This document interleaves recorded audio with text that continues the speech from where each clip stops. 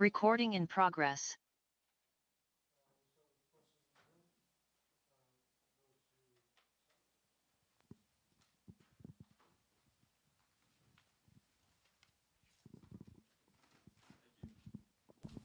Hey Tyler, how you doing? Good. You've played a lot of football games with Nick and Katron.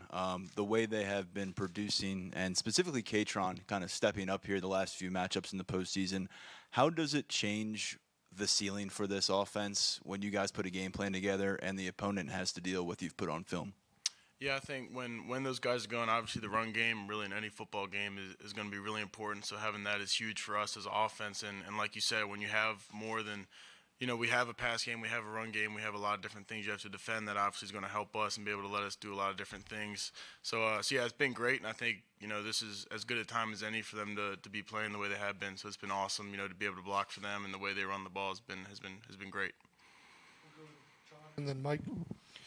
Hey Tyler, how are you? Good. Obviously, I assume you've watched a lot of Notre Dame so far. What has impressed you most about watching them, and what did you see against Georgia specifically that makes their defense impressive? Yeah, I think they do.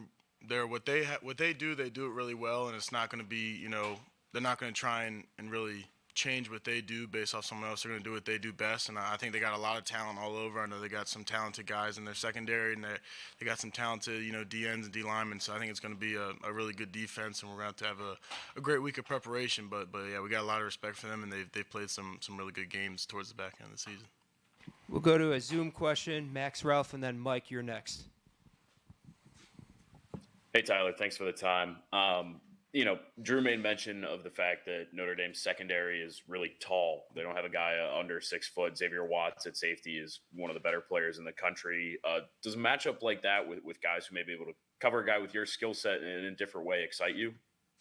Oh yeah, I mean I think that's kind of what playoff football is about, and playing this late in the year, you get the chance to play really good players and really good teams, and yeah, like you said, they have a great secondary, so we know it'll be a challenge for us, and we're gonna have to do our job to the best of our abilities and make sure we're doing everything the right way and getting our jobs done as well.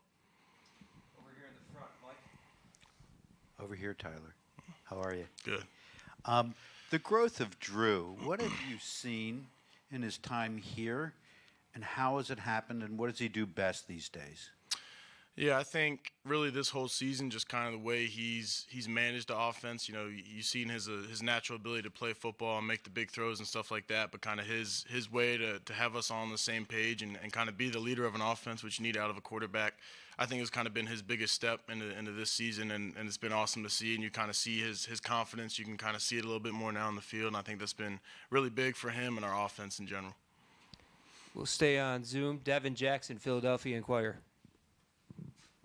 Hey Tyler, thanks for the time. Wanted to ask, obviously you spend time blocking with offensive linemen. Wanted to ask about Drew Shelton and his development, and being a guy that's come in and replaced Olu, who's gone off to the NFL.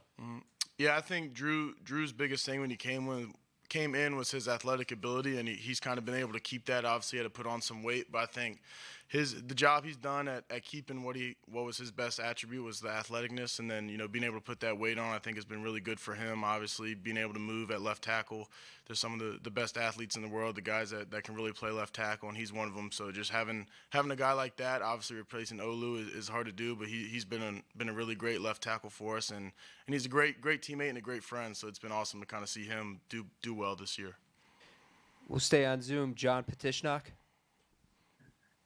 Tyler, this has been quite the season for Penn State football. 13 wins in a season for the first time in program history. You look at the games you've played and now going to the Orange Bowl.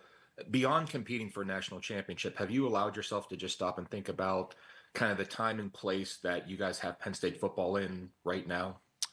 Yeah, I think honestly, when you're in the moment, it's hard to kind of look around and enjoy it. But I think it'll definitely be, when the season is over, kind of looking back at it and being proud of it and kind of proud of what this team was able to do will definitely be something that won't be hard to do. But there is moments where you're kind of, right when you run out of the tunnel or when you come out for warm-ups before it's in the actual game, you can kind of look around and enjoy it. But it is pretty fast-paced and there's a lot going on because when you do win, it's pretty much right into the next week and you got to start getting ready for the next opponent. So it's been fast, but it's been a lot of fun.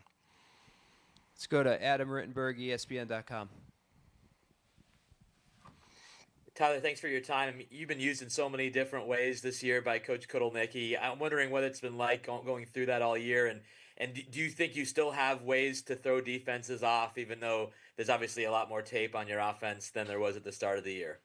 Yeah, I mean, I think there's always probably he's going somehow he's going to come up with another wrinkle to put in our offense. But I think also at this point of the season, doing what we do best and having our bread and butter is a big deal. And I think we've kind of had that going with our run game. Getting that going has been really good for us. So really having little tweaks here and there is important, but also being able to trust what your offense does best, I think is huge in these later games in the season. Let's go to Mason Smith, York Daily Record. Hey, Tyler, thanks for your time. I know Coach Franklin talked earlier about the underrated play and the growth of the wide receiver room. Obviously, there's a huge point of contention with that. But what do you kind of notice in the room how the wide receivers, yourself, Amari, Trey, all kind of come together to really perform well in the passing game? Yeah, I think part of it is getting the run game going, because a lot of times a way to make your run game more explosive is having the receivers make the 1 or 2 blocks on the perimeter that might take it from 10 yards to a 25-yard run. So that's been good. So obviously having the run game going is going to open up the pass game. I think that's kind of been the biggest thing towards the end of this year, how we kind of picked it up. Having Omari on the deep shots when you can get the safeties to come up a little bit, respecting the run a little bit more. I think it's been really good, for our offense as a whole.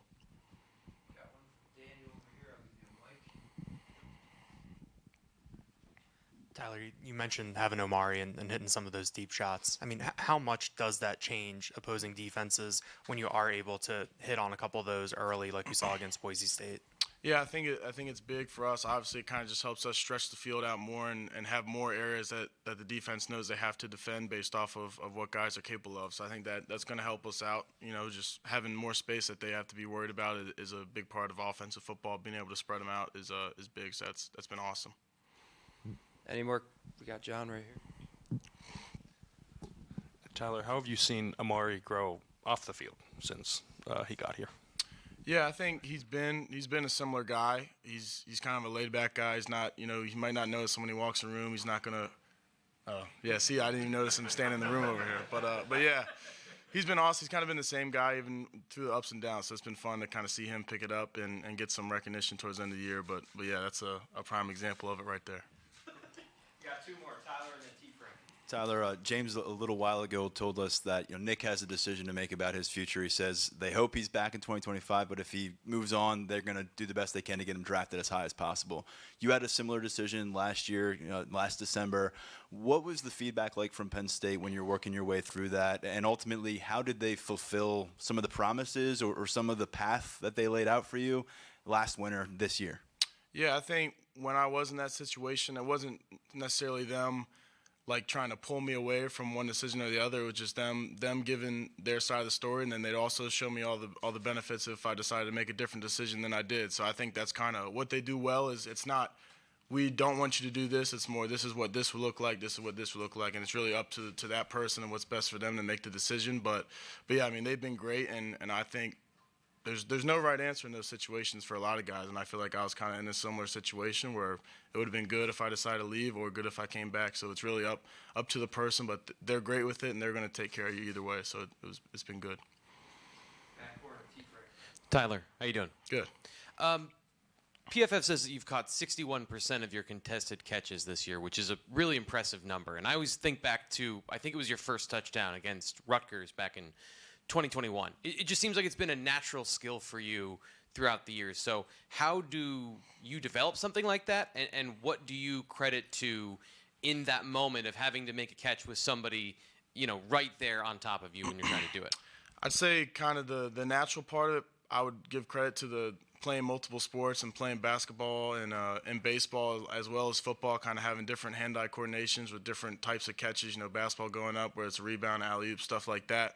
And I think a big part of it also goes to the way we practice and the situation. Coach Franklin puts us in during practice where we got one-on-one red zone reps in front of the whole team and everybody's watching and you got to go up and make a play and in front of everybody. It's probably more nerve-wracking doing it in there amongst your peers than when you're in a stadium filled with a bunch of people. So I think that kind of is a credit to him and the way he runs our program and kind of how we go after each other every day in practice. Thanks, Tyler. Thank you.